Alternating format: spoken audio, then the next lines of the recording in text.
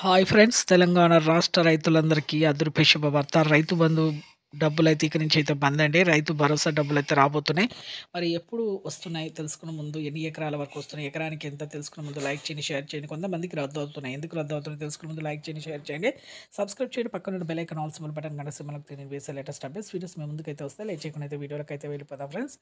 ఇక తెలంగాణలో రాష్ట్ర రైతులందరికీ ఎకరానికి రైతు భరోసా డబ్బులైతే 7,500 చొప్పునైతే రావడం జరుగుతుంది. మొత్తం మీకు 5 ఎకరాల వరకైతే ప్రస్తుతం అయితే రావడం జరుగుతుందండి. ఇక ఎన్ని ఎకరాలు వరకు మీకివ్వాలి అనేసి మన సీఎం గారైతే రైతులకి నిర్ణయం అయితే వదిలేసారండి. మరి ఇప్పుడు చివర్లో మరి 5 ఎకరాల, 10 ఎకరాల త్వరలో అయితే మనకు తెలియబోతుందండి. లైక్ చేయండి. అలాగే రుణమాఫీ డబ్బులు కూడా 3 విడతలుగా అయితే మాఫీ చేస్తాము.